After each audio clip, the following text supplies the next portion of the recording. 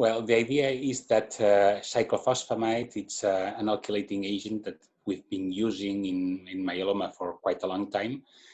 Almost one of the first treatments that was tried in myeloma, and has now we are using alkylating agents very little. In fact, we are using very few of them, but they combine pretty well with new drugs, mainly immunomodulatory drugs. So it combines very well with lenalidomide and pomalidomide in several settings and increases the efficacy of these agents.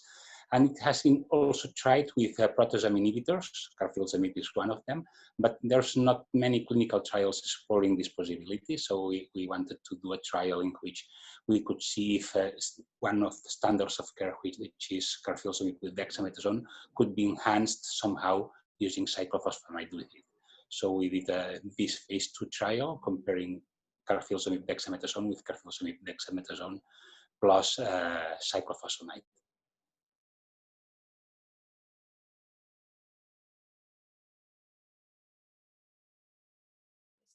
Well, we were focused mainly on progression-free survival and response rate. It was a phase 2 randomized trial, 1-to-1, so a patient could be assigned with the same probability to one arm or the other. And basically, both main objectives, both progression-free survival rate, were very similar in both. But we have, there was a small benefit with the use of cyclophosphamide. So a little, pretty much the main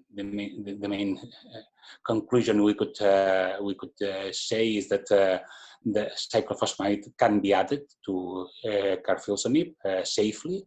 There was no safety issues in that regard. It can be safely added to weekly carfilzomib, which is a kind of schedule we haven't explored very much, but it's unclear if it really adds something in terms of benefit. In any case, it's not, it does not add any toxicity or any relevant toxicity.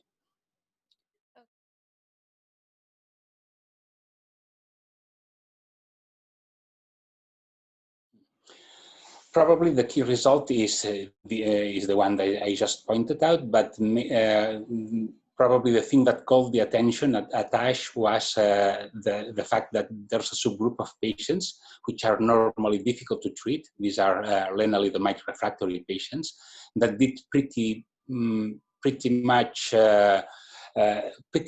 quite better with the addition of cyclophosphamide than without the addition of cyclophosphamide. So even though the global results were that both arms were very similar, in this particular subgroup of patients, which is of special interest because it's a really unmet medical need, the addition of cyclophosphamide doubled the time to progression, which means quite a big impact, but of course this should be confirmed in a larger trial. This is a phase 2 trial, and we are talking about a subgroup of patients into that trial that showed an important benefit. So we should expand this cohort of patients in a really phase 3 trial just to confirm the results. Okay.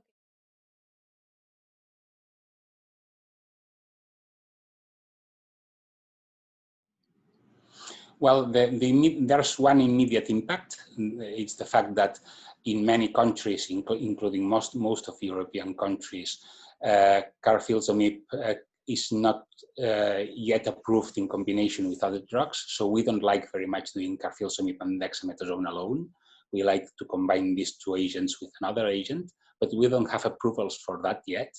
At least outside lenalidomide, we don't have other approvals. So the addition of cyclophosphamide, which can be done and can be used, is probably beneficial in a subgroup of patients. And so we can use a triple combination in a situation in which we only have approvals for the doublet. And that's an immediate consequence of the trial.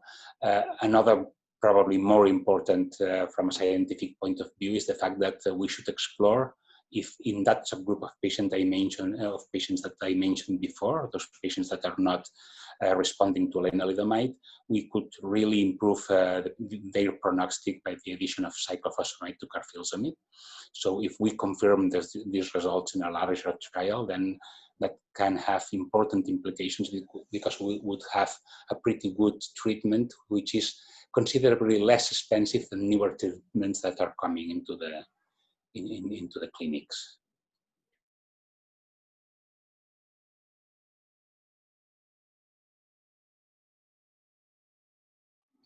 Well, I think that there's several combinations of several combinations that are coming into the clinics in the relapsed refractory setting, particularly if we are talking about carfilzomib in combination with daratumumab or isatuximab, they look pretty well.